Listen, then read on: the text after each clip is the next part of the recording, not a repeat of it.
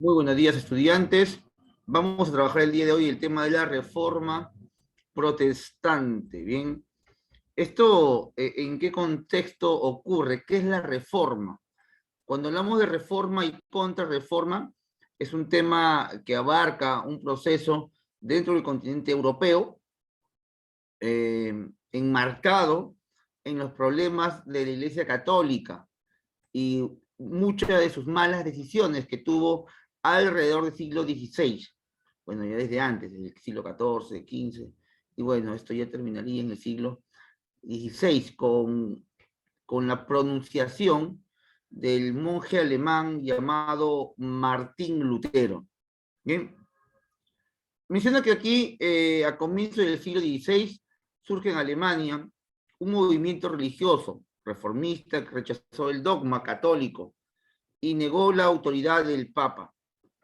Este movimiento, conocido como la Reforma, puso fin a la unidad del catolicismo y dio lugar a otras religiones cristianas que fueron llamados protestantes. ¿Bien?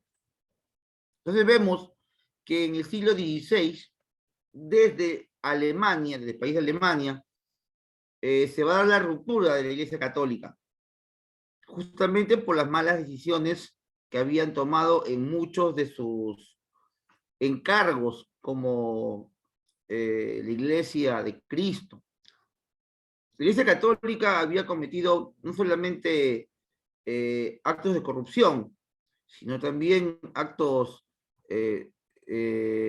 muy graves con respecto a lo que es la moral, la ética y sobre todo en el ámbito religioso. Se habían desvirtuado totalmente con respecto a su rol. El rol de la Iglesia Católica es nada más que llevar la palabra de Dios a los que más lo necesitan. Sin embargo, para el siglo XVI, la Iglesia Católica se había convertido en una sucursal más de los estados o de los gobiernos o de los reinos de turno, siendo partícipe de la explotación de los pueblos. Además, recordemos que en el periodo de la Edad Media, durante el feudalismo, la Iglesia Católica se involucra tanto en lo que es la economía de los países y tan poco en la religión, que la Iglesia Católica se convierte en la parte más importante de lo que es la nobleza y de lo que es la jerarquía de cada país, codeándose únicamente con la aristocracia o los monarcas de cada territorio. Bien, entonces el rol o el papel de la iglesia se había desvirtuado. Muchos sacerdotes se habían dado cuenta de esto y buscaban la manera de acercar a la iglesia nuevamente a su camino correcto. Pero lamentablemente estos serían, si no sancionados, incluso hasta muertos. Es así que desde Alemania, Martín Lutero se llena de valor y presenta sus 95 tesis.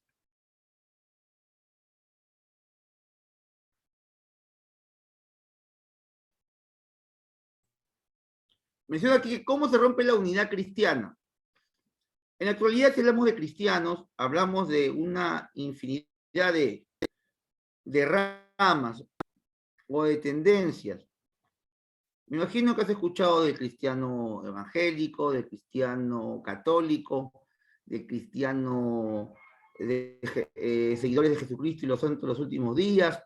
Y así hay varias formas de nombrar a los cristianos. Imagino que en el aula también habrán cristianos de varios tipos, ¿no? Y eso sí es que también no hay, de repente, jóvenes con otras creencias, que es válido. ¿Sí? Los cristianos entonces van a romper su unidad, sobre todo buscando la desobediencia al Papa, quien para los católicos era la máxima autoridad. Pero en muchas partes de Europa decidieron no seguir al Papa y, bueno, hacer proyectos de iglesias locales, teniendo como máxima autoridad ya no a un Papa, ya no a un cardenal o a un obispo, sino en este caso teniendo como máxima autoridad al propio rey de la región. ¿Bien? ¿Cómo se rompe la unidad cristiana? Se rompe a raíz del movimiento llamado Reforma. Denominamos Reforma el conjunto de movimientos religiosos nacidos con intenciones de reformar o renovar la iglesia, de ahí su nombre, que se rebelaron contra la autoridad del Papa, dictaron nuevas interpretaciones de las Sagradas Escrituras y formaron una iglesia llamada protestante.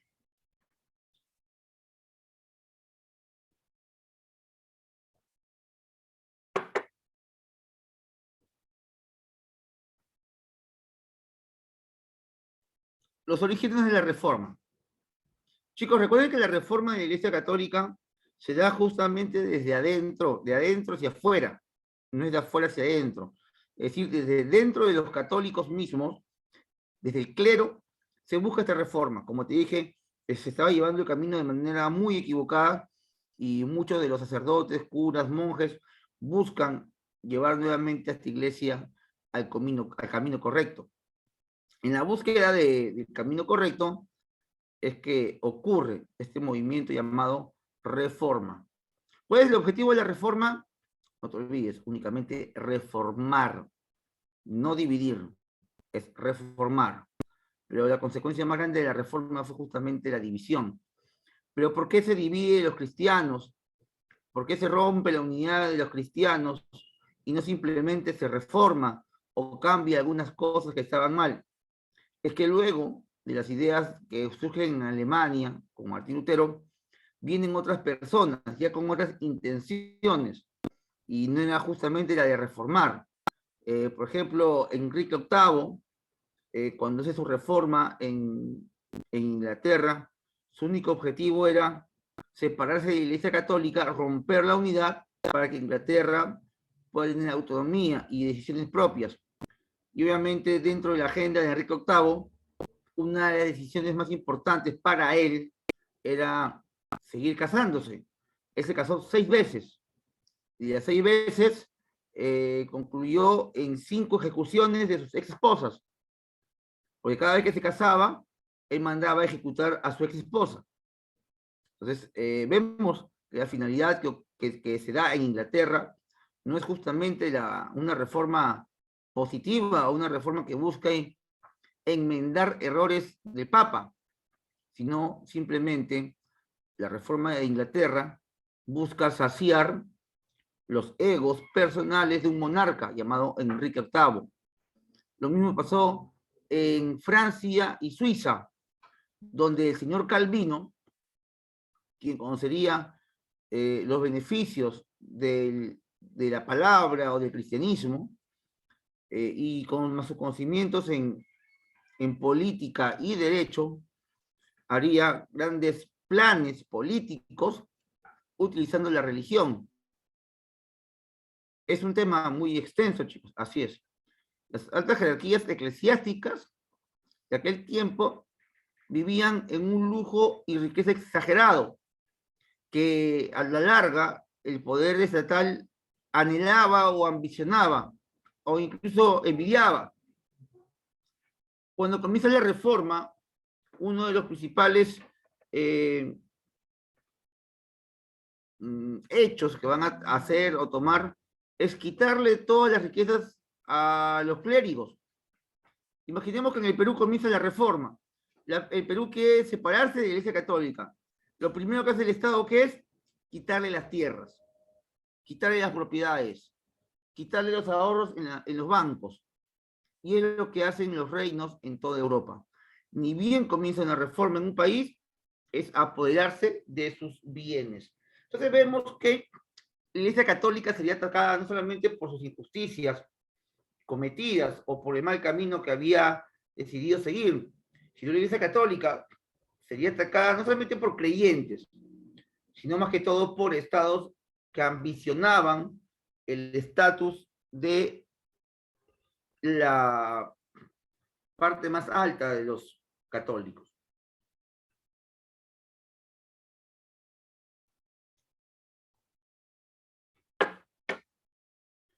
Pero ¿por qué al ser atacada la Iglesia Católica no se pudo defender al inicio? Obviamente porque después sí se defiende y se defiende muy bien con un movimiento llamado la Contrarreforma.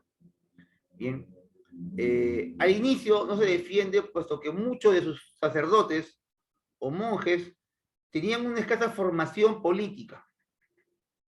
Bien, ellos solamente obedecían las órdenes de la parte más alta de la jerarquía católica. Aparte que muchos de los sacerdotes, obispos, curas, llegaban a ese cargo no por la fe, no por la unidad católica, no por amor a Dios, sino más que todo porque ellos compraban el cargo de obispo o de cardenal. Lo compraban en muchos casos con el dinero heredado y no con un dinero propio, ganado. Y esto los hacía literalmente ineptos. Cuando venía el Estado y les embaucaba todo, les quitaba a todos, ellos no supieron cómo defenderse o cómo defender su postura, no solamente de cardenal o de obispo, sino de toda la Iglesia Católica. Vemos aquí varios factores que van a determinar que la división del cristianismo sea rápida, porque se dividió muy rápido.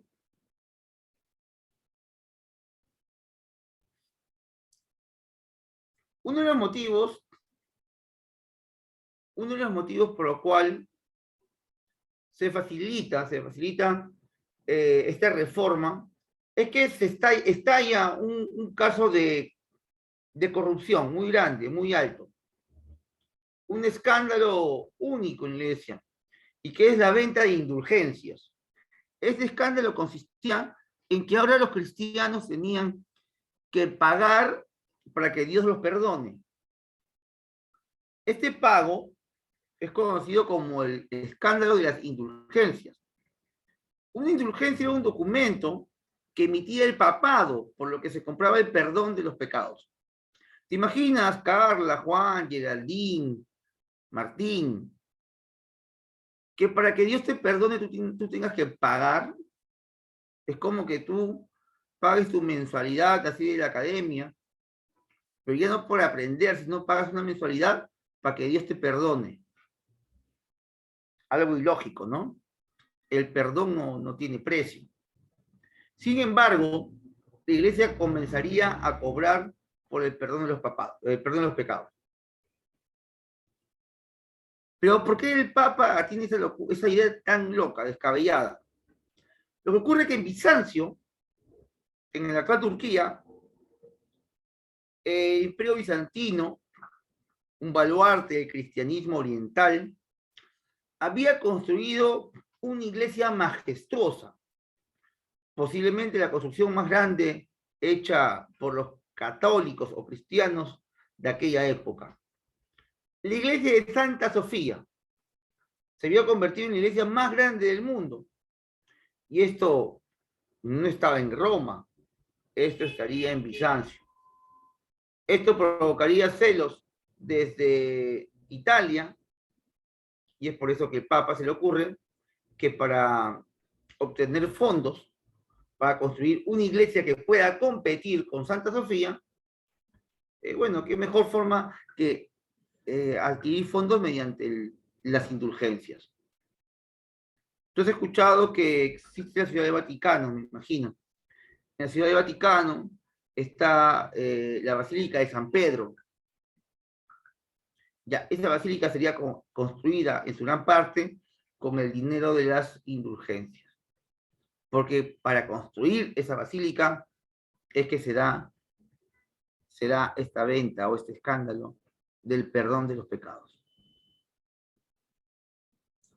Aparte del escándalo de las indulgencias, te mencioné hace un instante que los gobiernos locales buscaban apoderarse de la riqueza de los católicos. Entonces viene una expansión económica de la burguesía europea que, bueno, ambiciona las propiedades eclesiásticas, ¿no? Y qué mejor que utilizar la palabra de Dios para quedarse con ellas. La angustia espiritual creada por el individualismo, el humanismo con sus críticas en las prácticas religiosas. Ya para el año 1400, 1500, en Europa se había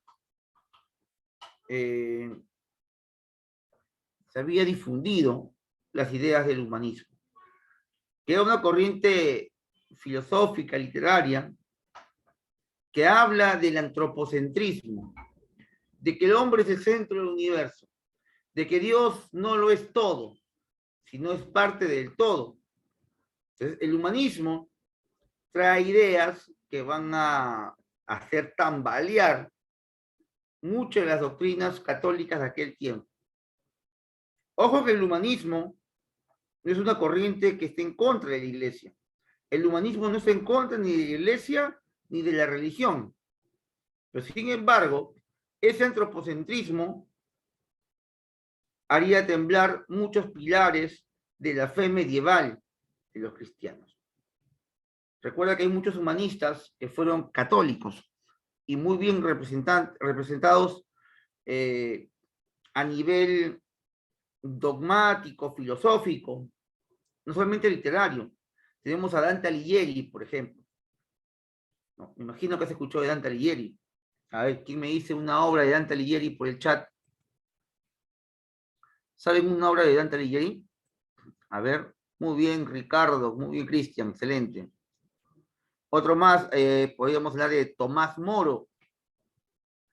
A ver, lúcete, Ricardo, Cristian, Daniela, Gabriel, Geraldine, Edwin, Juan, ¿quién me dice? Una obra de Tomás Moro, también es humanista.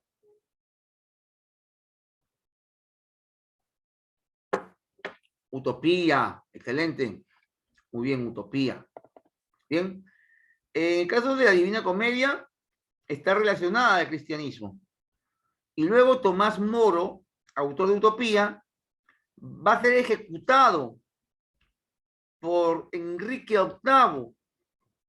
¿Y por qué lo ejecutan a Tomás Moro? Humanista de aquel tiempo. Lo ejecutan porque él defiende la unidad de la Iglesia Católica. ¿Ves? Entonces los humanistas, si bien esto tienen ideas que van en contra del cristianismo o hacen de repente dudar de algunas cosas, no quiere decir que sean o pro contra el cristianismo, Cristo, Jesús, el Papa, el Vaticano, no. Ellos están en lo suyo.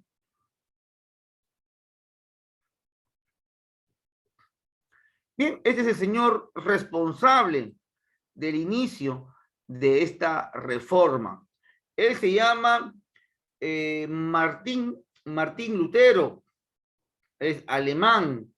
Acá menciona que el 31 de octubre de 1517, el monje alemán llamado Martín Lutero protestó, ojo, protesta contra la iglesia y sobre todo la venta de indulgencias, publicando la famosa 95 tesis en la Universidad de Wittenberg, Alemania. ¿Bien? Mira su cara de Lutero, parece que recién se ha levantado.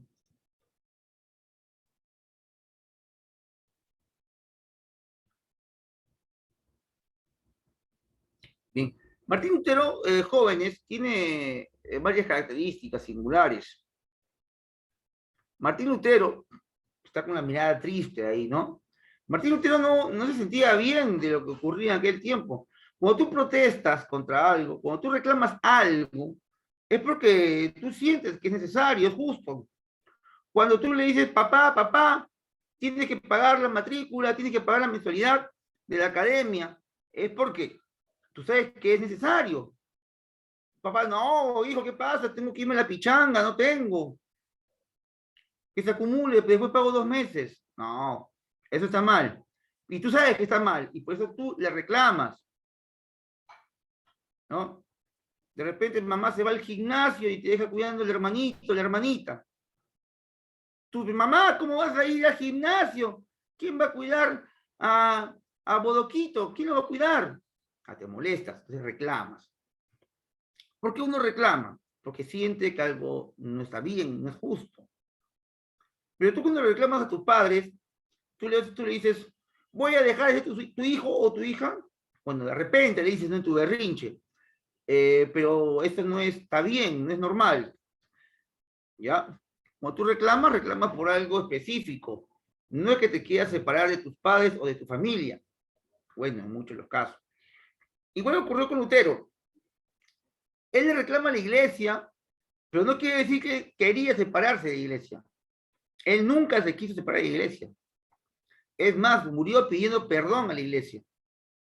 Se sintió mal. Se autoflageló psicológicamente. Porque Martín Lutero quiso protestar, nada más. No me lo dice, protesta. Quiso protestar porque la iglesia estaba que hacía las cosas mal. Pero ¿qué hizo el Papa? Que la paraba haciendo todo de manera incorrecta. El Papa vino y dijo, Martín, ven para acá, ven Martincito, ven, devuélveme mi Padre, mi Hijo y mi Espíritu Santo, fuera. Y lo excomulgó, lo votó de la Iglesia Católica, lo condenó al infierno, le dijo que nunca más lo confesarían y que todos sus pecados se van a concentrar y cuando muera se irá al último círculo del infierno, donde lo debe esperar su amigo Casio, que esté en el último círculo del infierno por haber matado a Julio César. Y Dante Alighieri, y Martín Lutero va a morir con esa idea. Martín Lutero muere excomulgado. Lutero muere. No, pues Julio, me refiero a Julio César de Roma. Ya ese es otro tema, lo vamos a ver más adelante ya, cuando acabemos los seminarios. Ya nos toca hablar de Julio César. Bien. Entonces, Lutero, bueno, pues te imaginas, ¿no? Te imaginas, es como que tú protestes contra tu país, estás cansado del gobierno, de tu presidente, un poquito o bastante inepto, no sé cómo quieran decirlo. Tú protestes y automáticamente te quiten la nacionalidad, te expulsen de país, te envíen a Chile y ya fuiste. Ya, igual pasó con Lutero, pues ahí su imagen, mira, tristón el muchacho, pobrecito, él solamente quería protestar. Y al final, su protesta se convirtió en la división de la iglesia y casi la extinción del catolicismo en Europa.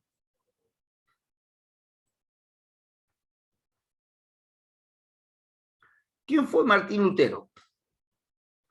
Nacido como Martin Luther, después cambiado a Martin Luther, como es conocido en alemán. Nace en la ciudad de Sleben el 10 de noviembre de 1483 y fallece y muere en Ibeden el 18 de febrero de 1546. Fue teólogo, ojo, un teólogo no estudia ni 1 ni 2 años, un teólogo estudia 7 años, fraile católico, agustino, reformador religioso, alemán, en cuyas enseñanzas se inspiró la reforma protestante. O sea, lo que él hace inspira a lo que vendría más adelante. No, él es la base, Martín, con sus 95 tesis. Pero el que posiblemente da el impulso real a la reforma es Calvino, el señor Juan Calvino, francés de nacimiento, pero que se va a trincherar en Suiza, en Ginebra, donde haría, si por ejemplo los católicos tienen al Vaticano, los protestantes tendrían a Ginebra, donde saldría toda la maquinaria protestante. Y todo se comienza con ¿qué? Con las 95 tesis de Martín Lutero. Te la leería toda, pero es en latín. Intenta traducirlo, pero bueno, ahí algo se entiende. Ya, esta es una imagen simplemente. Acá dice, ¿no? Disputatio de virtute indulgente. Entonces acá dice la pelea o la discusión de la verdad de las indulgencias. No, acá cuestiona las indulgencias.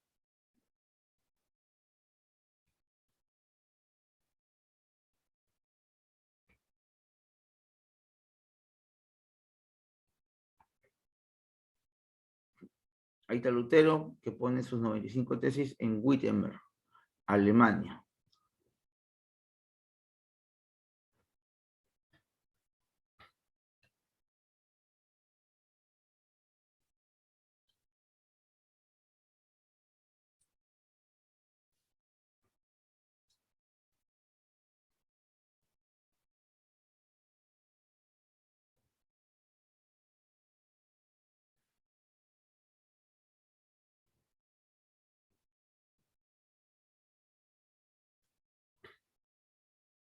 Bien. Por tanto, cuando el Papa habla de remisión plenaria de todas las penas, significa simplemente el perdón de todas ellas, sino solamente el de aquellas que él mismo impuso. Aquí está, ¿no?, una de sus 95 tesis, discutiendo la credibilidad del Papa, ¿no? Entonces, el Papa te cuestiona por algunos pecados. Bueno, esto significa eso, ¿no? Que el Papa te cuestiona por algunos pecados cuando el Papa es él mismo quien comete estos pecados y de manera muy grave. De modo que el Papa no remite pena alguna a las almas del purgatorio que, según los cánones, ellas debían haber pagado en esta vida. Acá discute el hecho de del purgatorio, ¿no? Tú sabes que cuando te mueres, según el dogma católico, tú vas al purgatorio, ¿no?, donde pasas un tiempo ahí de limpieza, ¿no?, espiritual, para que luego ya vayas al cielito, así que te vas al cielo. Ojo que el purgatorio es una idea creada básicamente por Dante Alighieri. O sea, es una idea basada en un libro llamado La Divina Comedia. Porque la caridad crece por la obra de caridad.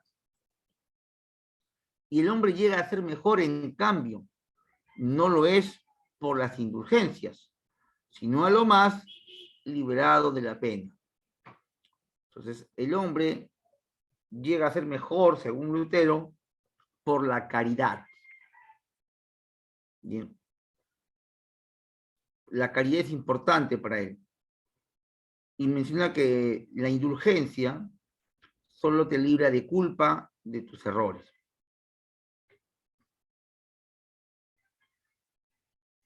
Puntos fundamentales.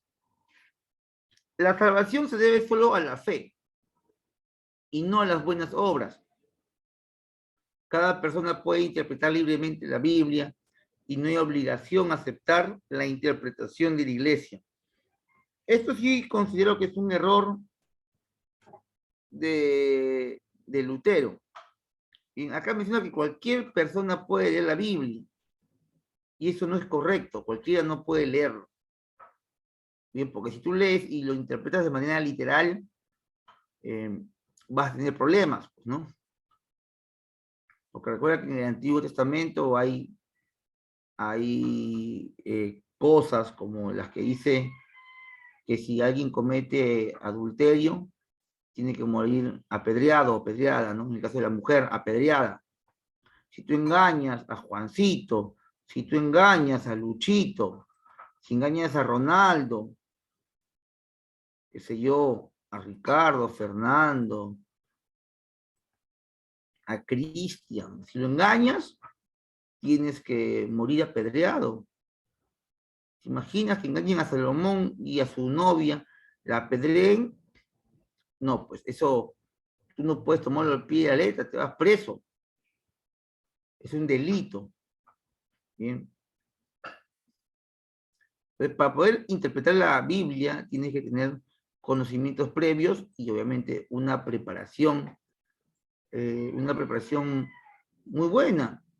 No porque hayas leído la Biblia todo un año o 2 años, porque te convencieron de que la leas, no significa que sepas leerla. Ya tienes que tener conocimientos de años. Cuando tú vas a escuchar a un pastor, me imagino, ese pastor no te habla porque se le ocurre en el momento. O sea, sácate la cabeza de que en el momento bajo el Espíritu Santo se posó en la cabeza. Ya eso puede pasar según tu fe. Pero lo que él te habla es por conocimiento de experiencia. Me imagino que tendrá años, ¿no? Años leyendo la Biblia y pueda interpretarla de manera correcta. En el caso de un pastor, pues, ¿no?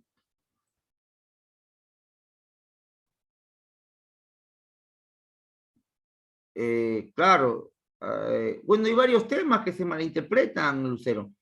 Como te repito, no se puede leer o dárselo a cualquier persona. ¿Te imaginas tú darle la Biblia a Pedro Castillo? Yo me imagino, yo lo escucho a Pedro Castillo evangelizarme y yo me vuelvo ateo. Me va a hablar del pollo, que pensaba que estaba vivo, que estaba... No, está loco. Me vuelvo budista automáticamente. Musulmán me vuelvo. Si es que Pedro Castillo me habla con la Biblia. ¿Ya? Por ejemplo, los católicos, en el caso de los sacerdotes que se paran en las misas, ellos llevan estudios, o sea, casi como un médico, ¿ya? Porque el médico estudia 7 años, el teólogo también estudia 7 años, de estudios científicos. No, Ricardo, ¿te imaginas tú un día que vayas a misa, Ricardo? ¿No? Celebrando el ingreso a la universidad, con Juancito, Juan, ¿te acuerdas que estamos en la escuela virtual, en la academia virtual y no nos conocíamos? Nos han invitado a la misa de cachimbos y esté Pedro Castillo ahí en la puerta con su Biblia. Qué miedo.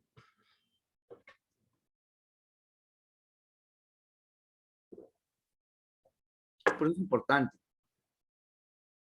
tener una preparación.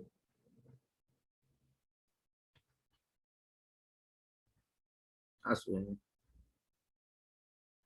Ustedes son bravos, o sea, ¿cómo que vas a quemar la iglesia? Te conviertes en, ya no serías Ricardo Rioja, Ricardo, serías Nerón Rioja, serías, Nerón. Lo vas a quemar todo. Y encima llega con su sombrerito. Ya, bueno, ahí está el detalle, ¿no? De la interpretación. Incluso yo, ¿no? Cuando leo la Biblia, a pesar de que tengo estudios, no me puedo, yo no puedo interpretarla como se me antoje. ¿No? Obviamente, tengo conocimientos, algo, ¿no? Lo que todo cristiano tiene que tener, ¿no? Imagino que si tú eres cristiano evangélico, tú has ido a tu culto, has llevado un curso mínimo, ¿no? Mínimo, ¿no? No me digas que tú eres el que se sienta ahí y escucha, ¿no? Me imagino que has estudiado un poco. Si eres católico, me imagino que has ido a tu catequesis, ¿no? Tu fin de semana ahí para cantar alabaré, y luego tu estudio bíblico, mínimo. Dice, profe, ¿qué es eso? Claro, pues papá, los fines de semana, normalmente los cristianos se reúnen en la actualidad a hacer estudio bíblico. Te repito, no cualquiera puede leer la Biblia. No cualquiera puede leer, y ahí se equivoca Lutero. No se puede interpretar de manera libre la Biblia. ¿Ya? Puedes leer de repente un par de versículos, ¿no? Que te indiquen, ¿no? Mañana vas a tu iglesia y el padre dice, lee Juan 4, 3, 2, 1. Ya, bueno, si el padre dice, ya, tú vas, lo lees y lo interpretas porque ya tienes un contexto que te han explicado. Pero no vas a agarrar de frente la Biblia y dices, ¡ah, Diosito, ilumíname! ¡Pum! Y sale. No, eso no. Ahí sí pecarías, pero pecarías por confiado. ¿Bien? Y justo hablar de la Biblia es hablar de una fuente de verdad, según los cristianos. Y aquí Lutero dice que la única fuente de verdad son los textos sagrados. Ya, eso es cierto, sí, la Biblia es importante para conocer lo que es el cristianismo. Pero, ahí viene el pero, recuerda que la Biblia no bajó del cielo, no lo trajo el arcángel Miguel, no lo trajo Moisés abriendo los mares, ni Noé con su yate, con su barco, con su arca, con lo que sea. No, la Biblia es un conjunto de libros que han sido escritos en diferentes tiempos y periodos. Entonces, para el año 1400, 1600,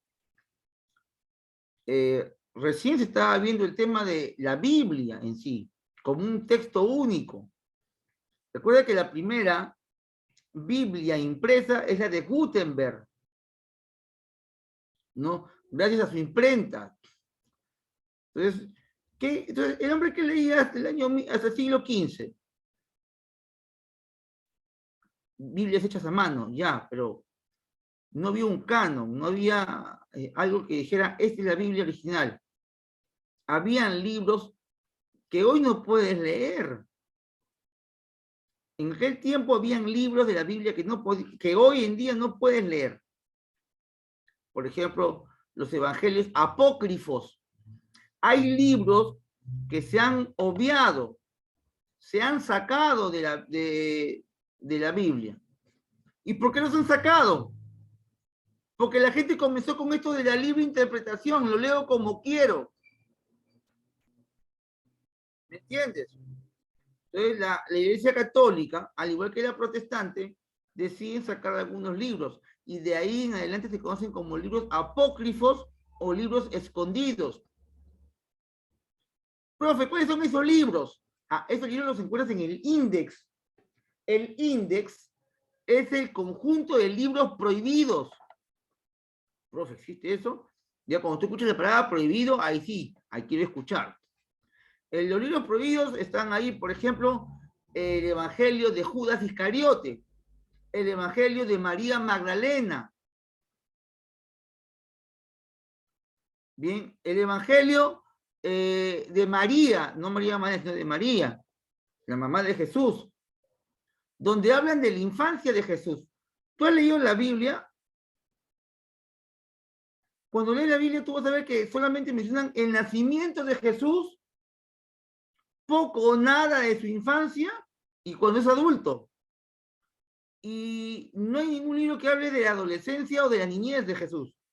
Ya, los libros donde se habla de la adolescencia y niñez han sido prohibidos. ¿Por qué crees tú que no tuvo, no, sí tuvo infancia? ¿Cómo no tenía infancia? Tuvo adolescencia, era adolescente como tú. Pero ¿por qué se prohíben?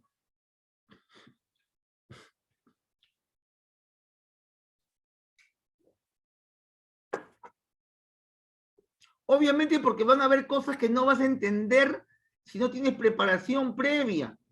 Pues la gente comenzó a leerlo y se comenzó a loquear, pues, porque decía cosas que no eran posibles entender a buenas y a primeras. O lo que ocurría con los primeros cristianos. ¿Como cuáles? Tú sabes que un niño, por psicología, no puede ponerse en el lugar de otros niños, ¿no? Entonces, o no puede ponerse en el lugar de otras personas. ¿Tú has visto cuando los niños, tú les regalas una mascota y el niño comienza a matar a la mascota? ¿Les ha pasado alguna vez? ¿Te ha pasado, Gabriel, o Cristian, o Lisbeth, que de repente a un hermanito, a un sobrino, le ha regalado un pececito y el hermanito vino y comenzó a cortarle pescadito, a abrirlo, a despellejarlo? ¿Les ha pasado alguna vez?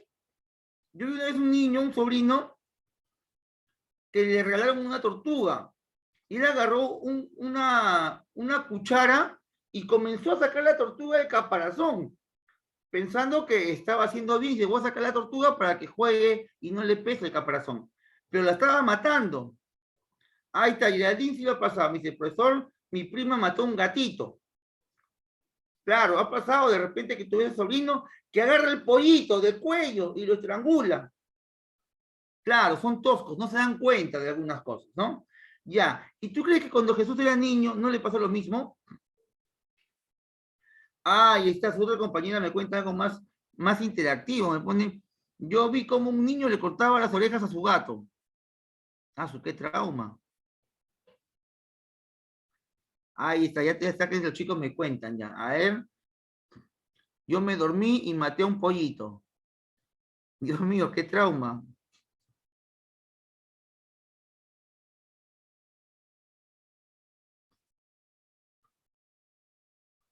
Mi primo, ya, ve a tu perro y casi le esperas de que el perro crezca, hace como lo vamos. Bien.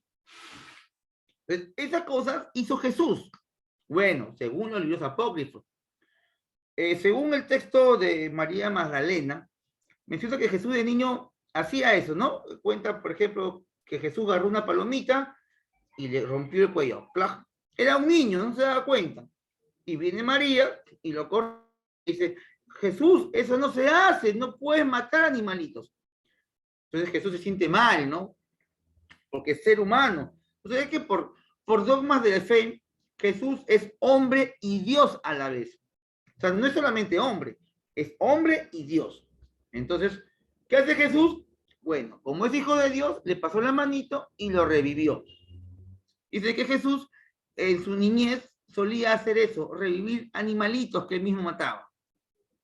Parece chistoso, pero por lo mismo que parece chistoso, justamente se prohibieron esos libros, ¿no? Y dirían, oh, qué bonito, ¿no? O también dicen que cuando Jesús estaba aburrido, agarraba barro, hacía muñequitos y les daba vida para jugar con los muñequitos. Ah, bueno, no sé si lo has visto en alguna película, me imagino que sí, pero bueno. Ya, es por eso que se prohíben ese libro. O también lo que pasaron los primeros cristianos. En las persecuciones, en las persecuciones cristianas, muchos de los primeros mártires de la iglesia son enviados al, al circo romano, al coliseo romano. Ahí serían muertos debido al ataque de animales como osos o leones. Cuentan que San Marcos, así como lo hacía, tenía el don de bautizar animales. No sé si tú has visto el escudo de San Marcos, ¿no? San Marcos es un santo y la cosa tiene un león.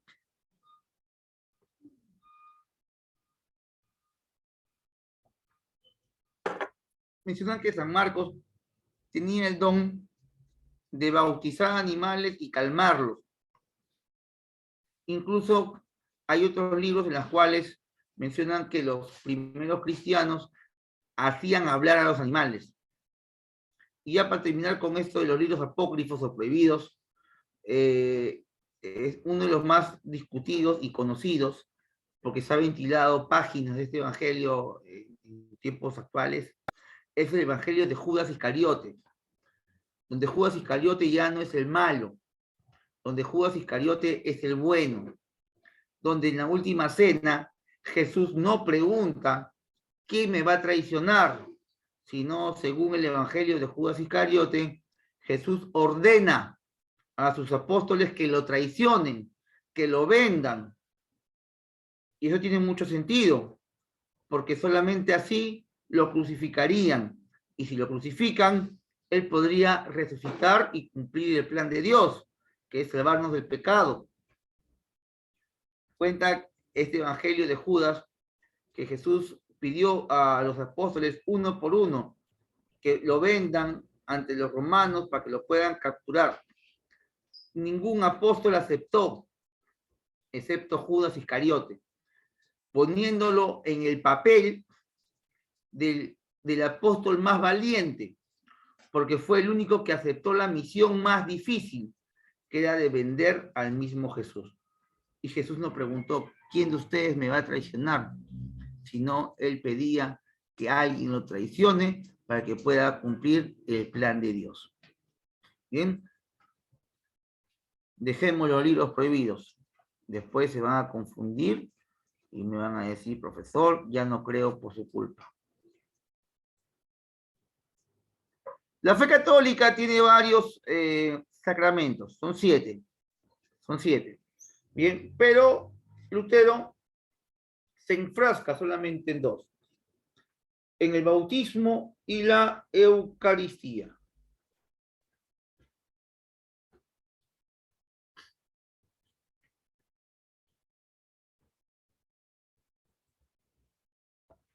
El papado no es una institución creada por Jesús. El culto a la Virgen y los santos ha de suprimirse. El purgatorio no existe y las indulgencias no sirven para el perdón de los pecados.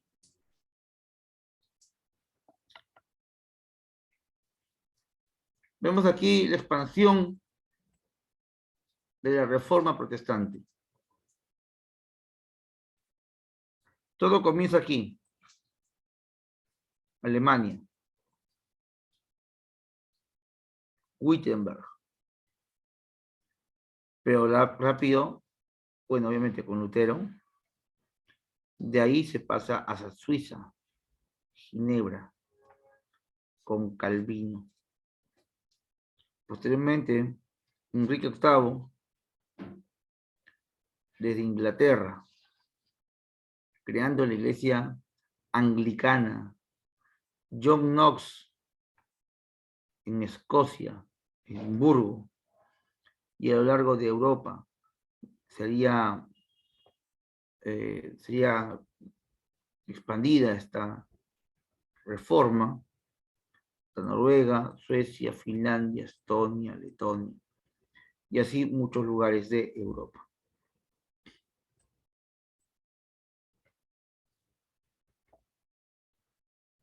Ahora hablemos de Juan Calvino. Expansión de la Reforma Protestante.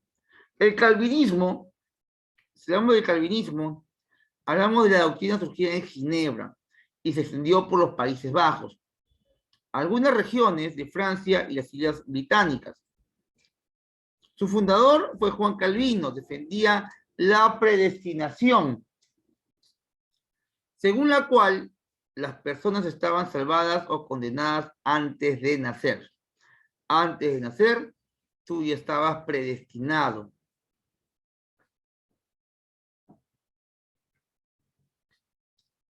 Fue bautizado con el nombre de Jean Calvin, así como Jean Calvin. Latinizado como Calvinus. Fue un teólogo protestante francés. Durante la Reforma protestante fue el principal propulsor del calvinismo.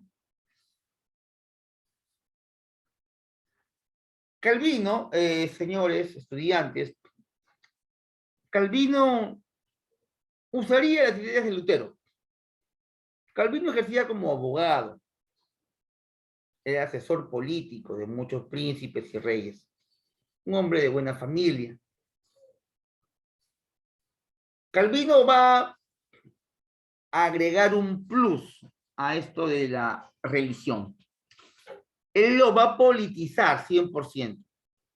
¿Cómo es que esta expansión protestante se da con tanto éxito? No era una lucha de ideales dentro de la Iglesia Católica, sino ahora con Calvino se convertiría en una lucha política y económica, porque Calvino propone a los reyes, príncipes, condes, duques de Europa, les proponen que hagan sus propias iglesias, que sea cada gobernante el responsable de su iglesia. Si yo soy rey, por ejemplo, de Francia o de Inglaterra, y a mí me dicen que el diezmo ya no le van a pagar al Papa, sino a mí eso me agrada. Y si me dicen más aún que yo voy a dar préstamos al pueblo, pero que ellos me van a pagar con el 10% por el diezmo, me agrada más. Entonces, la idea de Calvino fue interesante y muy buena para los políticos, porque le quita el poder a la Iglesia Católica, y va a fortalecer el poder de las monarquías. Obviamente esto no le favorece al Papa ni a Roma.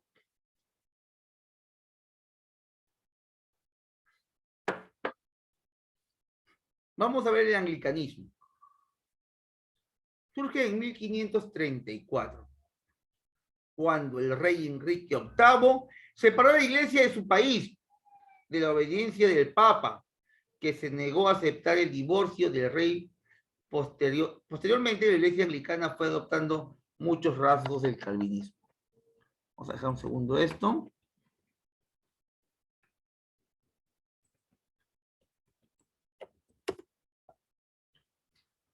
Vamos a ver un poquito de lo que es Enrique VIII. ¿Sí?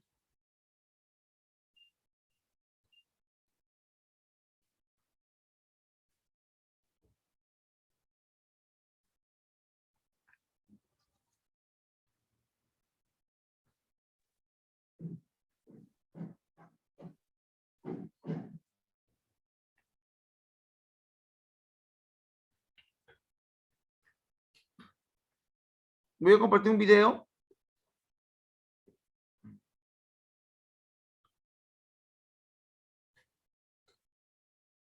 para ver otro punto de vista, ¿ya? A ver, Lucerito, explícame quién mató a quién. Ya entendí. Recién veo tu comentario.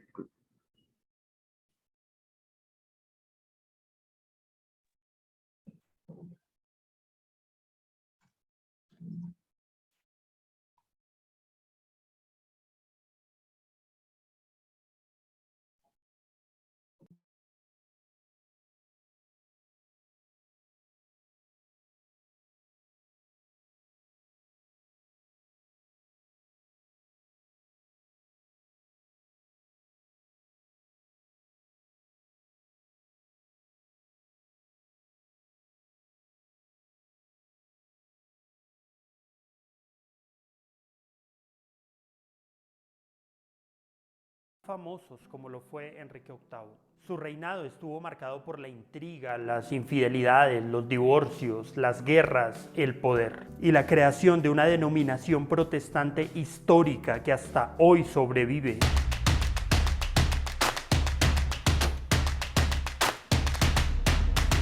La influencia de la denominación que este peculiar rey fundó es más que significativa en toda la historia del protestantismo.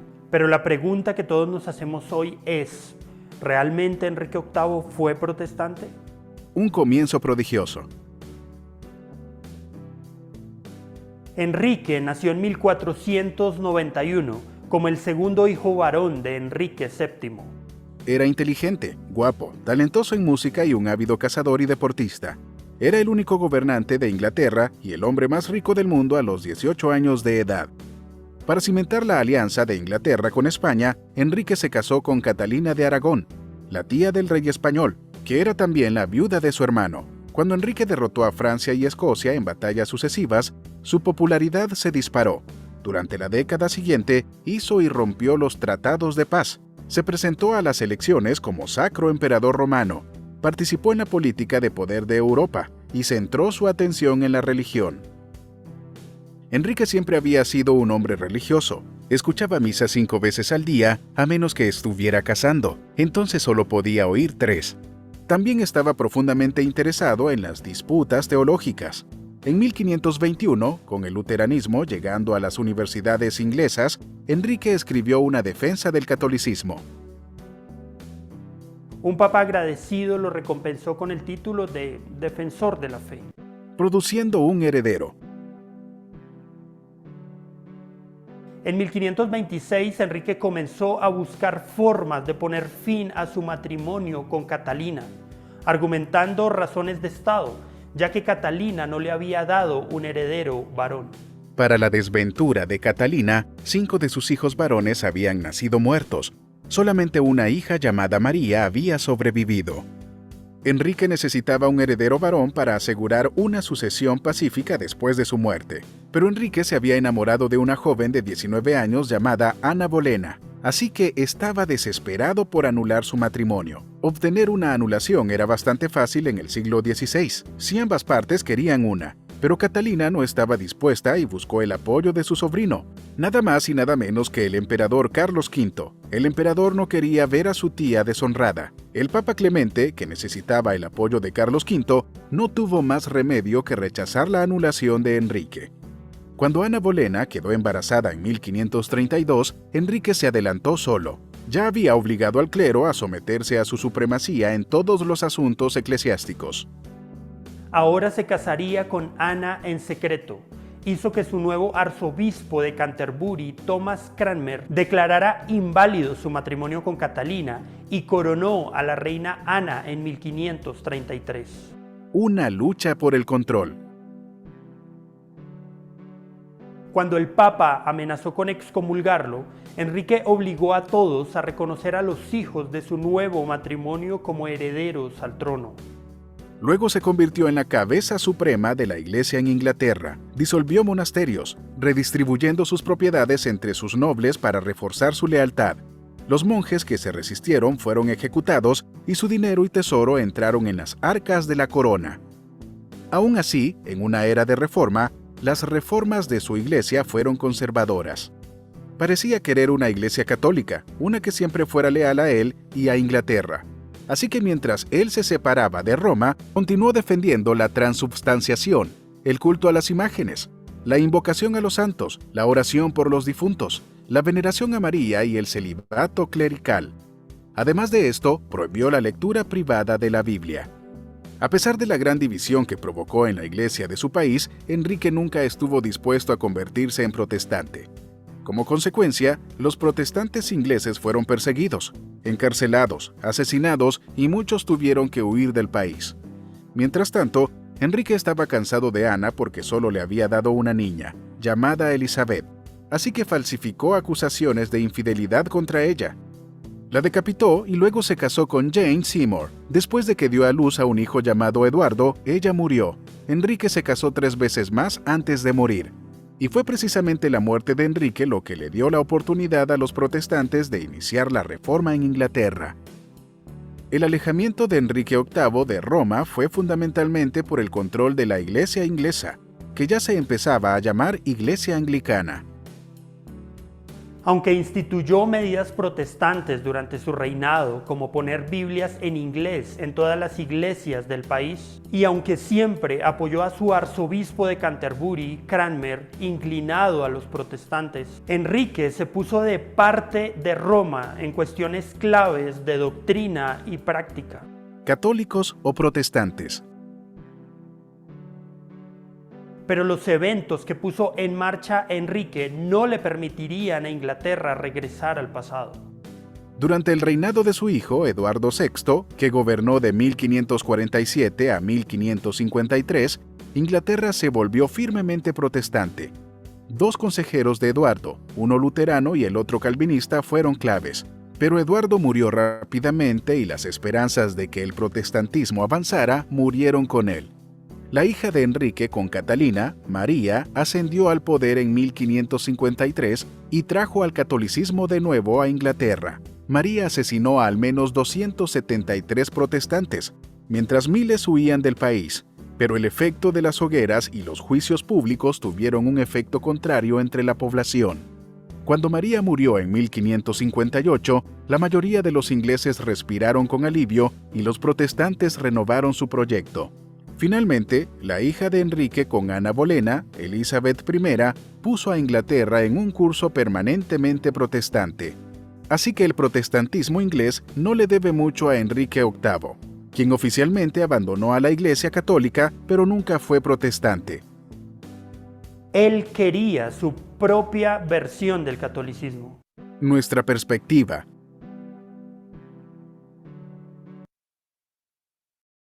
Bien, ahí está otro punto de vista. Y es verdad, pues Enrique VIII se separó de la iglesia e hizo su propia versión de lo que vendría a ser el catolicismo en Inglaterra. Bien, ese es el anglicanismo. No te olvides que Enrique VIII se casó 6 veces. 6 veces, ahí está. Rey de Inglaterra y señor de Irlanda, fue el segundo monarca de la casa Tudor, famoso por haberse casado 6 veces y por ejercer el poder más absoluto entre todos los monarcas ingleses. Entre los hechos más notables de su reinado se incluye la ruptura con la Iglesia Católica Romana y su establecimiento como cabeza de la Iglesia de Inglaterra. La expansión. A partir de 1540, la división religiosa derivó en enfrentamientos militares. Ojo, acá hay guerra de religiones, ¿no? Por ejemplo, una de las más famosas es la guerra entre los Países Bajos, Holanda versus Bélgica, ¿no? Católicos versus evangélicos. Estos hasta mediados del siglo XVII se sucedió una serie continua de guerras, tanto civiles como entre las diferentes potencias europeas. En estas guerras, los asuntos religiosos se mezclaron con la política internacional. Bien, una vez que exista la reforma, viene la contrarreforma. la Contrarreforma.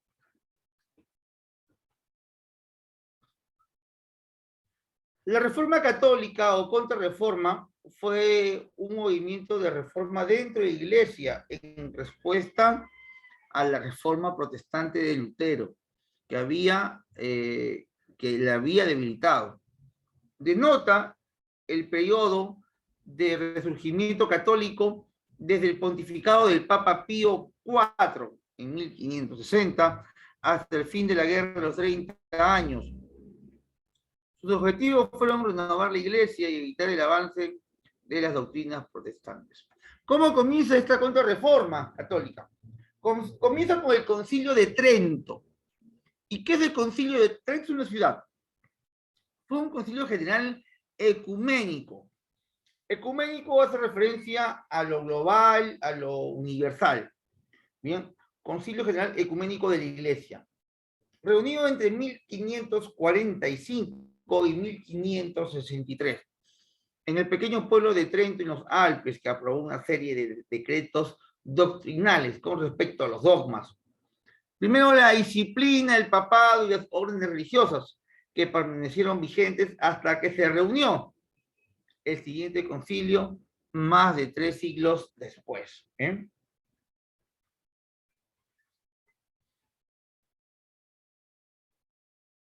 Fue convocado por el Papa Pablo III y estableció una jerarquía efectiva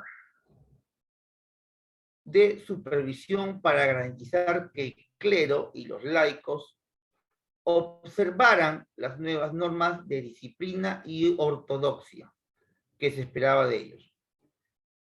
Estas medidas, juntos con la Inquisición y las guerras de religión, pretendían detener el avance del protestantismo e infundir un nuevo entusiasmo y confianza a los católicos hacia 1650. Más de 2/3 de Europa prestaba de nuevo obediencia a la Iglesia de Roma. La Reforma Protestante en conjunto solo conservó su influencia en el norte. Bien, vemos entonces que con el Papa Pablo III se da estas nuevas medidas, sobre todo la Inquisición y las guerras de religión, que buscaron poner nuevamente en el podio al catolicismo. Y en medio de estas guerras aparece una figura en España. Esta figura es San Ignacio, que lo vamos a ver más adelante. Reformas del Concilio de Trento. Afirmación de que la Sagrada Escritura y la tradición son dos fuentes de revelación y criterios de fe. A diferencia, chicos, a diferencia de lo que es la reforma calvinista luterana, que dicen que la tradición no es parte del dogma para conocer a Dios, recuerda que el catolicismo menciona que la tradición sí es parte. Recuerda que los primeros cristianos van a enseñar del cristianismo mediante la tradición. La tradición. Profe, tradiciones como cuáles. Pues en la actualidad vemos que la misa de por sí tiene una serie de ritos basados en tradiciones. Desde la Eucaristía, desde la paz, el saludo, las canciones. Todo es parte de tradiciones del catolicismo. Se mejoró la formación del clero mediante la creación de seminarios. Se reorganizaron los obispados y las parroquias. Se crearon nuevos medios de difusión de la doctrina católica entre los grupos sociales, como el catecismo y las nuevas escuelas. Se fortaleció el Tribunal de la Inquisición y se creó el índice de los libros prohibidos. El índice de los libros prohibidos es el índex.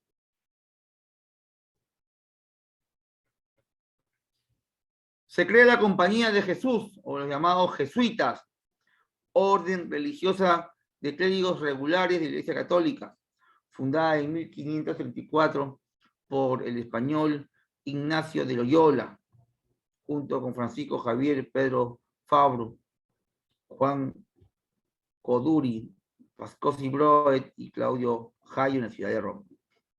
Todo esto aprobado por el Papa Paulo III. Y vemos ahí la imagen de este señor que en la actualidad tiene hasta universidad, ¿no? San Ignacio de Loyola, quien sería uno de los hombres más importantes dentro de las guerras de religiones. Recordemos también que él encabezaría un grupo llamado la Mano Armada de Dios. ¿Bien? Y esto, chicos, sería todo con respecto al tema de historia universal. Nos vamos rapidito. Hasta ahí, chicos, me imagino quedó claro. ¿Me confirma, por favor? ¿Se entendió? ¿Te gustó? ¿No te gustó? Profe, ya no creo en Dios por su culpa. Todo claro, ¿no? Bien, entonces vamos ahora al siguiente tema. Vamos al tema de historia del Perú. ¿Bien?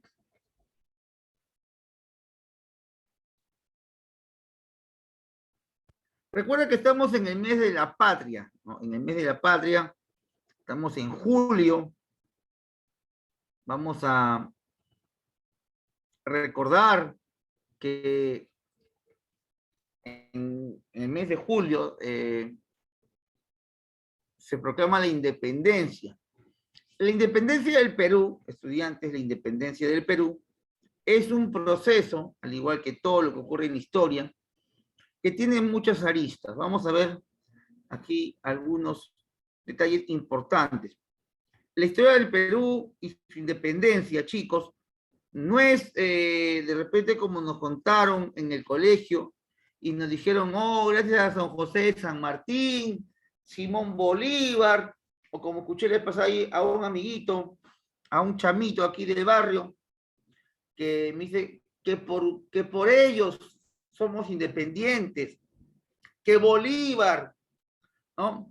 Bueno, Simón Bolívar fue un gran estratega militar, al igual que don José de San Martín, pero eso no quiere decir que ellos hayan hecho la independencia la hacen los peruanos. Obviamente que si ellos no llegaban, nos íbamos a demorar más, pero igual se iba a dar tarde o temprano. La independencia se iba a dar tarde o temprano. Y esto se ve reflejado en las rebeliones contra la monarquía española en el Perú. ¿Bien? No se le quita obviamente el merecimiento a estos dos hombres, pero recuerda que don José San Martín, de nacionalidad argentina, vino con un objetivo y Simón Bolívar vino tras una ambición. Cada uno tenía una motivación diferente. Don José de San Martín, por ejemplo, ayudó a la independencia de Argentina y es lo que busca es consolidar la independencia de Argentina. Y para que Argentina esté tranquila y que nadie lo fastidie, él se vio obligado a atacar a los españoles estén donde estén. Es por eso que él intenta atacar a los españoles que habían huido de Argentina hacia el Alto Perú, en lo que es hoy día el país de Bolivia. O sea, don José de San Martín ingresa a Bolivia, pero es arrasado. Los españoles destruyen a lo que es el ejército de San Martín. Es por eso que don José de San Martín se ve forzado a irse por los Andes y rodear Chile y luego por Perú. Pero el objetivo de don José de San Martín no era ser héroe ni de Chile ni ser héroe de Perú. Lo último que decía, wow, ¿yo qué hago ahí? Él quería consolidar la independencia de su país. ¿Me entienden? Métanse eso en su cabecita bonita y hermosa. Don José de San Martín, para estar tranquilo en su país, tenía que destruir a los españoles que habían huido de su país. ¿Y hacia dónde huyeron? Hacia el Perú. Lo de Bolívar es otra cosa. Bolívar, que vino desde el norte, él no entra al Perú porque sea nuestro Superman, o porque sea Thor, o porque sea un Avenger, no. Simón Bolívar viene acá tras una ambición. Él tenía la ambición de unificar parte del continente, por no decir todo, pero bajo su mandato. O sea, él quería sacar a la corona española para ponerse la corona él mismo. Entonces, vamos con calma. ¿Cómo se llamó el país de donde provenía Simón Bolívar? Muchos sabemos que él es venezolano. Claro que sí. Pero aquel tiempo no se llamaba Venezuela, se llamaba la Gran Colombia.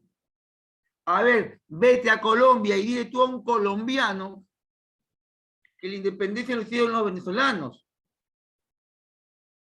te van a crucificar, te van a mandar con Pablo Escobar, te van a decir, mato a tu papá, a tu mamá, a tu abuelito y a tu perrito. El ejército que comandó Simón Bolívar, si bien es cierto, él es venezolano, el ejército fue colombiano. Fue colombiano. Ya, entonces hagamos esa diferencia. Y Bolívar vino acá por la ambición que brillaba en los ojitos, porque el Congreso que creó San Martín le dijo, Bolívar, ven, te vamos a pagar. ¿Quién fue el hombre encargado de decirle a Bolívar, te vamos a pagar, papi, ven? El señor Luna Pizarro. ¿Han escuchado de Luna Pizarro? ¿Alguna vez? Hijo, ¿tú vives en La Victoria? ¿Has escuchado de Luna Pizarro? ¿Vives en el RIMAC? Hay una avenida principal, tanto en el RIMAC como en La Victoria. ¿Vives en el Agustino? Ribagüero también estuvo acá presente. La avenida nomás, ya, listo, no te preocupes, poco a poquito vamos a ir conociendo su nombre. Bien, arrancamos con estos dos señores. Bolívar y don José de San Martín, con sus campañas militares. Hace poco me fui a Ayacucho y vi el gran homenaje en la Pampa de la Quinoa. Homenaje que le hacen al ejército bolivariano. Menciona aquí, organizadas por los criollos hispanoamericanos contra la monarquía española borbona de Fernando VII,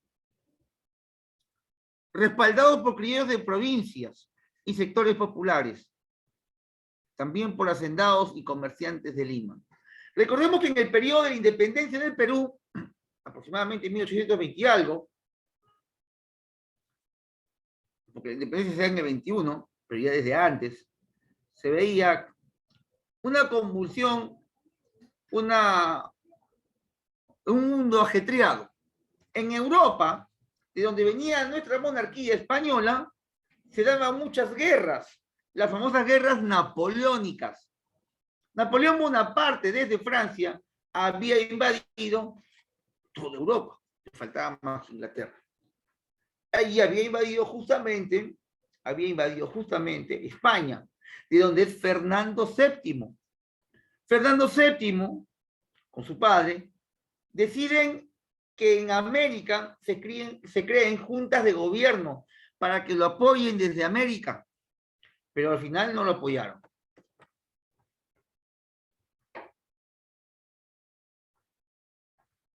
Vamos al contexto. ¿Qué ocurría en este periodo? También conocido como el siglo XVIII.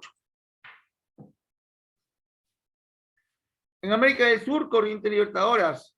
En Estados Unidos, la doctrina Monroe, que decía América para los americanos. Inglaterra, primera revolución industrial e inicios de la revolución agrícola. En Europa habían derrotado a Napoleón Bonaparte y se creaba la Santa Alianza encabezada por Metternich, seguido también ahí por el zar Alejandro de Rusia.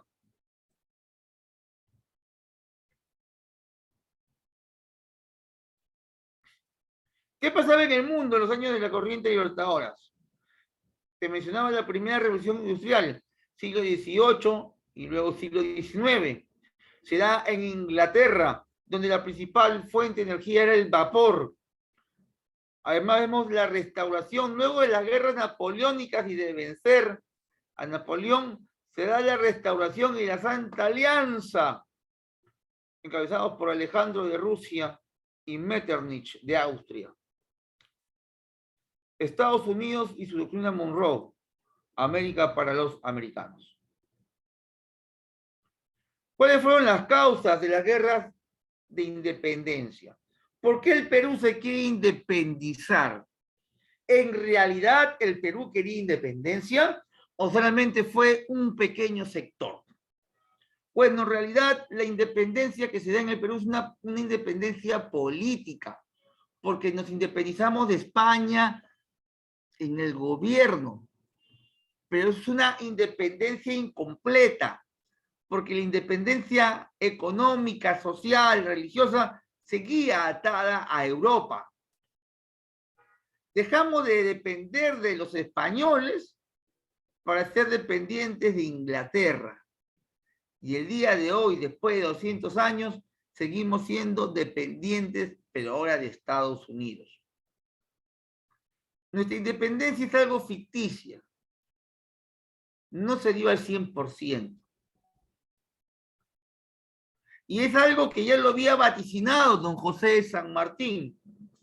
Don José de San Martín, al llegar al Perú, no sabía si independizar o no, no sabía qué hacer. Él no vino a independizar al Perú, y antes de que pase por Chile tampoco pensó en la independencia de Chile. Él había venido a destruir a aquellos que quieran intentar romper la independencia argentina. Por ejemplo, cuando se reúne San Martín con Bolívar allá en Guayaquil, y Bolívar le dice, vete. Don José San Martín no dijo nada, me voy, pues, ¿qué hago acá? No quiero nada acá. Los primeros criollos de Lima, del Perú, querían que don José San Martín sea el primer presidente. Don José San Martín, ¿qué? No quiero nada, uy, me voy. Pero eso no quita su gran aporte, ¿no? Causas económicas que dan inicio a la independencia. El incremento de impuestos virreinales afectaron a un sector de criollos. Recuerden que muchos peruanos o criollos del virreinato dependían de la corona. Ahora la corona le crea impuestos por las famosas reformas borbónicas, y esto va a crear un malestar general que va a hacerlos pensar en una posible independencia. El monopolio comercial español impide la libertad de comercio de los criollos con otros países. En lo social, las masas populares participan como tropas del bando independentista contra la explotación virreinal de españoles y criollos. Ahora, antes de San Martín, antes de Bolívar, no creas que hubo un hueco, un espacio. Hubieron varias luchas de independencia. Tenemos a los hermanos Crespo de Castillo, tenemos a Francisco de Sela en Tacna, con el primer grito de independencia. Los hermanos Angulo de Cusco. Tenemos a Tupac Amaru, segundo. Juan Santos Atahualpa, en la selva central. La independencia del Perú es todo un conjunto de hechos, no es algo aislado. Así es, Alexandra, así es.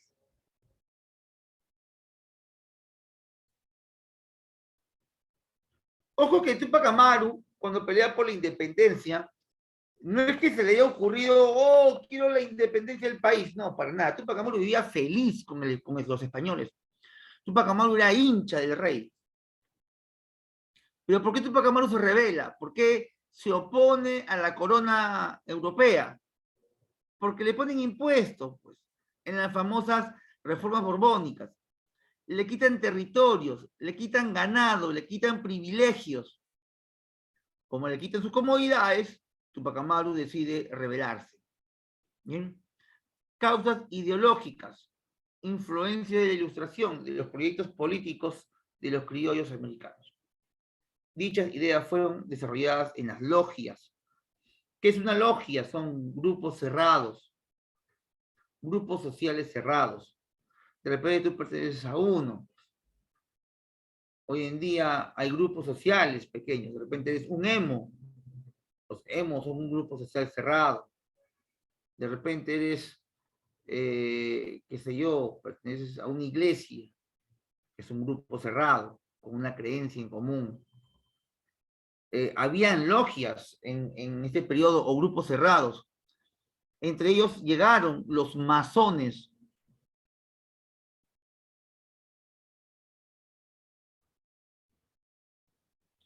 Así es, en el periodo de la independencia y a lo largo de todo el virreinato hubieron leyes, estudiantes, que favorecían a los indios. Recuerdan que los reyes católicos eran católicos y consideraban que el indio tenía que ser tratado como católico. Pero llegado aquí a América, esas leyes no se aplicaban, no se hacían caso. Don José de San Martín pertenecía a la logia de los masones, al igual que Simón Bolívar. Pero dentro de la logia de los masones, que luchan por la independencia de muchas partes de América, había grupos pequeños, ¿no? Sublogias. Dentro de los masones estuvo la logia Lautaro, masónica, y Bolívar estaba en la logia masónica de la logia americana. Se sabe que Bolívar tenía mayor rango en las logias que don José de San Martín, por eso que cuando Bolívar le pide que se vaya a San Martín, él obedece. Lo más importante que deja San Martín es la monarquía constitucional, una idea que nunca se concretó.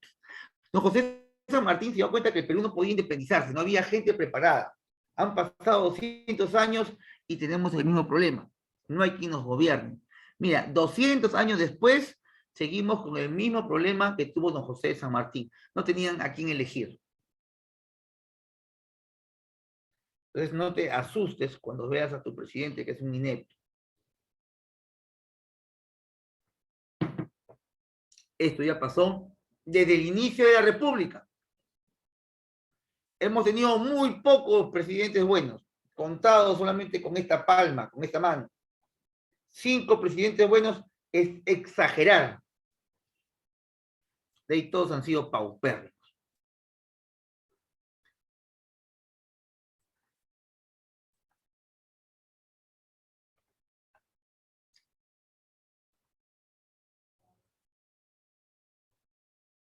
Ahí está, el bebito Fiu Fiu.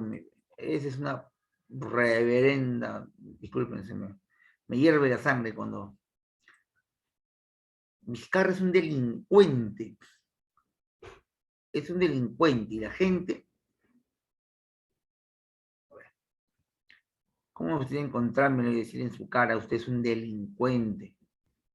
Que en el tiempo de la pandemia, mientras que la gente moría, los médicos se morían, él prefirió vacunarse, él primero, él, y fue tan frío todavía. No se olviden, chicos, ¿ah? Ya, por último, ya, él es el presidente, pues, ¿no? Que se vacune. Repartió las vacunas antes que a los médicos a su gente de confianza. Tanto así que al señor del que vendía chaufa, el que le preparaba su comida, está bien, tiene derecho a vacunarse. Pero él no estaba en primera fila, pues. Hubo muchos médicos que murieron. Y prefirió quitarle una vacuna a un médico para dárselo al que le hacía su chaufa a él. Hizo negocio. Permitió que las clínicas cobraran lo que quisieran en la pandemia. Tiene el caso de la carretera Moquegua, tiene el caso del aeropuerto Chincheros. Tiene un montón de casos de corrupción. Es un delincuente, 100% comprobado.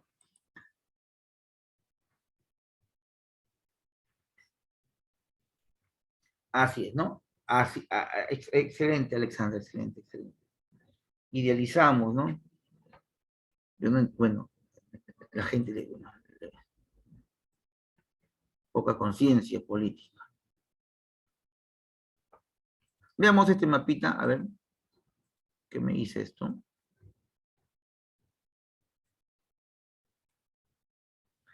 Guerras napoleónicas en Europa y en América, juntas de gobierno que buscaban apoyar a la monarquía. En América, esta era la división, vamos a pasar algún lapicito. Virreinato del Perú llegaba hasta Guayaquil,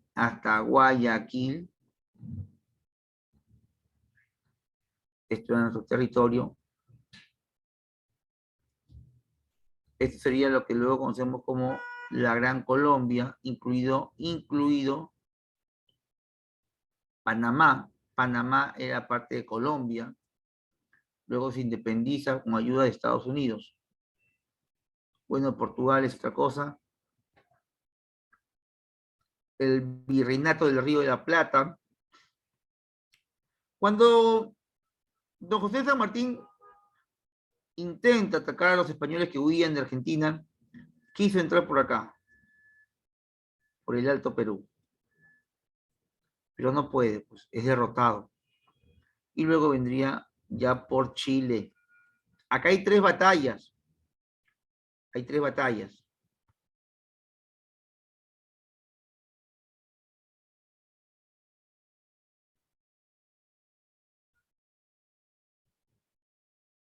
Cristian.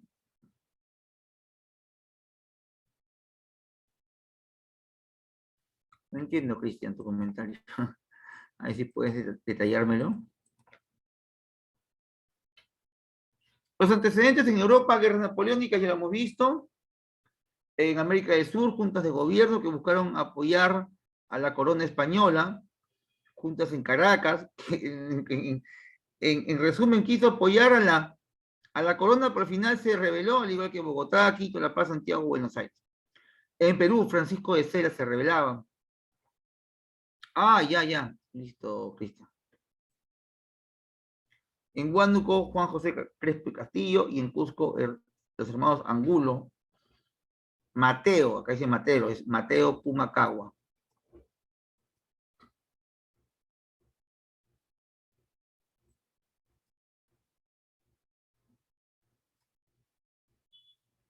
Para culminar o complementar la independencia, vemos que hay una corriente libertadora del sur, del norte y el primer congreso peruano. El primer congreso lo crea don José de San Martín, chicos. No se crea solo. No fue una iniciativa 100% peruana, sino más que todo argentina. Cuando Argentina se independiza, chicos, con don José de San Martín, también propusieron la idea de una monarquía. Don José de San Martín quiso hacer una monarquía constitucional, como la inglesa, pero no le funcionó. Don José de San Martín quiso traer desde Europa nada más y nada menos que al mismísimo Napoleón Bonaparte.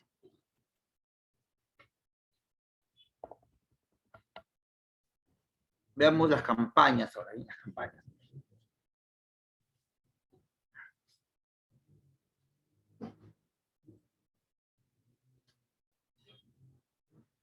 Corriente Libertadora del Sur.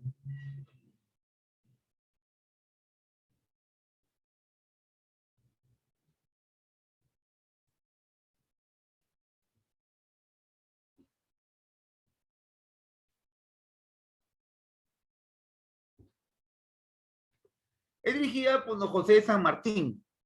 Él lidera el Congreso de Tucumán, que es una asamblea de criollos argentinos. Financian el ejército de don José de San Martín. El objetivo era recuperar el Alto Perú, establecer una república en el Perú, así sacar de poder definitivo a los españoles. San Martín proyecta una monarquía constitucional para nosotros.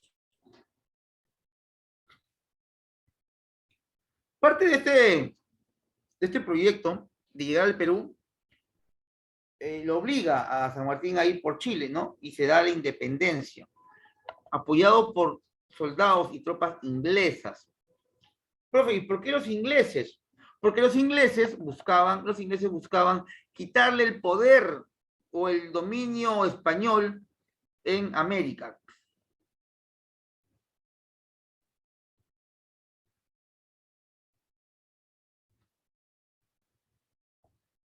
Me preguntan, ¿qué ganó don José San Martín, ¿no? Con estas campañas? Aparte de reconocimiento, obviamente dinero. Porque don José de San Martín, cuando va a Chile, por ejemplo, los criollos de Valparaíso le pagan a él, pagan a su ejército, le dan dinero efectivo. Cuando llega al Perú, también los criollos que querían independencia le dan dinero. Incluso se crea una deuda de independencia para pagarle a don José San Martín. Bien. Por eso es que cuando San Martín se encuentra con Bolívar y San Martín se da cuenta que ya no hay plata en el Perú, bueno, pero yo ya quiero que me vaya, me voy, pues sí hay plata. ¿Por qué crees tú que luego Bolívar nos declara la guerra? Porque don José, Bolívar con sus tropas, o las tropas de Bolívar, ganan en La Pampa, en la Quimba, en Ayacucho, pero ni bien ganan, nos declara la guerra. ¿Y por qué nos declara la guerra? Porque el Congreso le prometió una plata, un dinero.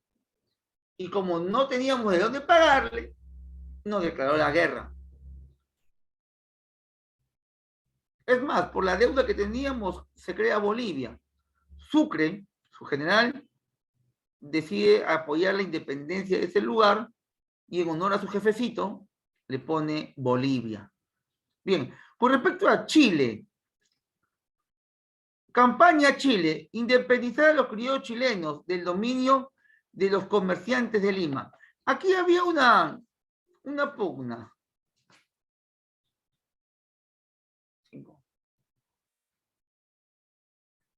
Aquí había una pugna.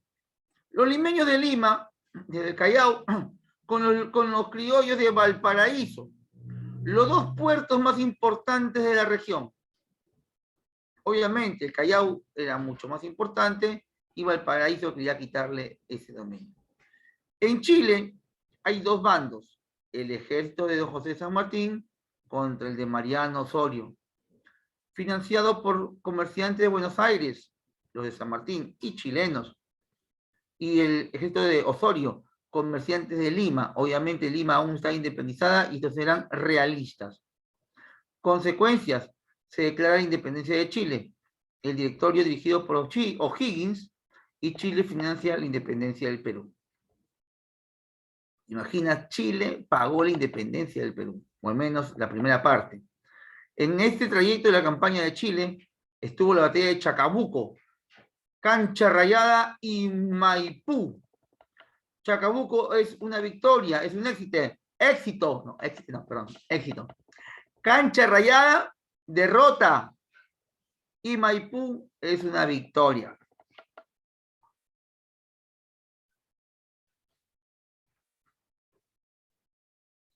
Vamos a la campaña marítima. Objetivo chileno, dar fin al dominio del Callao, encabezado por Thomas Cochrane, almirante escocés contratado por el gobierno chileno. Cochrane iría de Chile hacia el Perú, avisando, ya viene San Martín, tienen que apoyarlo. Oye, si puedes, dame platita para que traiga más soldados. Y así lo va a hacer. Tiene dos expediciones, tanto la expedición al norte de Lima y al norte del país. Primera expedición, recorre la costa del Perú haciendo propaganda de independencia. La gente, oh, viene San Martín, felices. Segunda expedición, establece bloqueo marítimo al puerto del Callao. Consecuencias, fin del comercio o fin del dominio del Callao, y Cochrane transporta a las tropas de San Martín hacia el Perú. ¿Y dónde San Martín? Eso lo hacemos de primaria. ¿Dónde desembarca San Martín? Ese chat, vamos con el chat, no se mueve ese chat, ¿qué pasa? Don José de San Martín desembarca en Paracas. San Martín establece un cuartel, luego en Pisco, Ica. El objetivo era llegar a un acuerdo con el virrey Pezuela, pero Pezuela era un inepto y lo van a sacar del bando o van a sacarlo del mando y luego lo reemplaza José de la Serna. Se da la conferencia en Miraflores, viene el famoso Hipólito Unanue, padre de la medicina peruana, representaba al virrey Pezuela, que profe, era pro monarquía, así es. Y mientras que Juan García del Río representó a San Martín. Hipólito Unanue propone una constitución y hacer una república, mientras que Juan García del Río, que representaba a don José de San Martín, propone la monarquía constitucional. Resultado, no se ponen de acuerdo. No se ponen de acuerdo, pero no se atacan.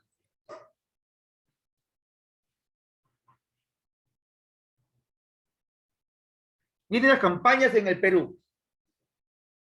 Últimas campañas para la independencia. Campaña de los Andes, dirigida por Álvaro de Arenales. El objetivo era conseguir adhesión indígena. Se traslada hacia Huaura, cuartel general de San Martín. Lo que buscaba en Huaura era acercarse a Lima, poner terror. Se da el motín de Aznapuquio, es lo que te decía del virrey. Causa del motín, el virrey era una lágrima, Pezuela, chau. Constantes fracasos frente a las acciones de San Martín. El nuevo virrey, José La Serna, quien finalmente también sería derrotado.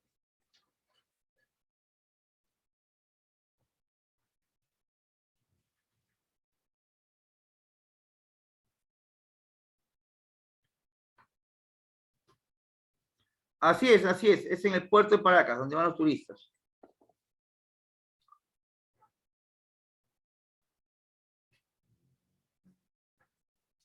A ver, conferencia de Punchauca, el virrey La Serna propone la continuación de la guerra. El general San Martín propone una monarquía constitucional. San Martín no quería pelear, ¿eh? Por si acaso, él no. Él mandaba arenales nomás. La Serna se va hacia la sierra y San Martín ingresa a Lima y proclama la independencia el 28 de julio de 1821.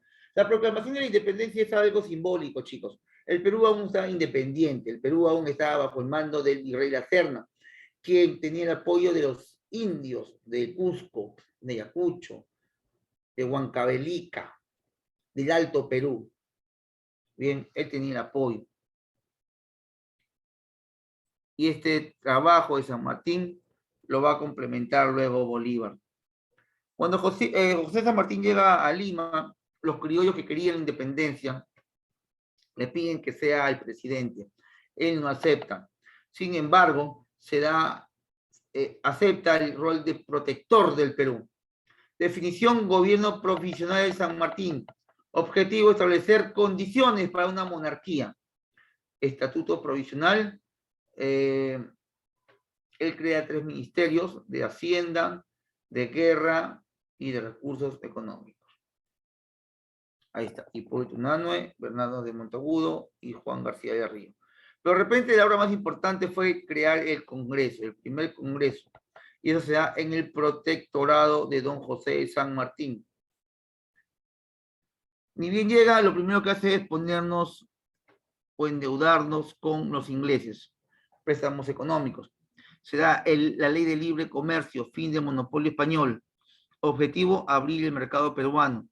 En lo social, elimina el tributo indígena, que luego Bolívar lo vuelve a poner.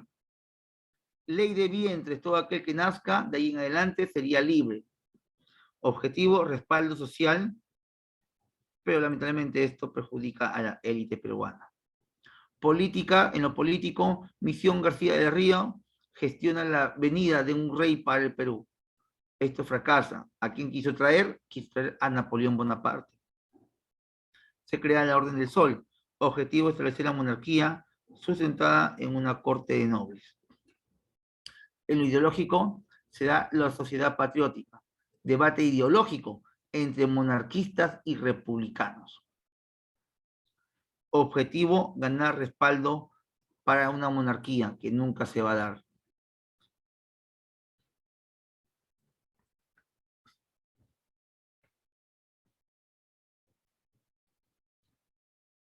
La independencia de Quito.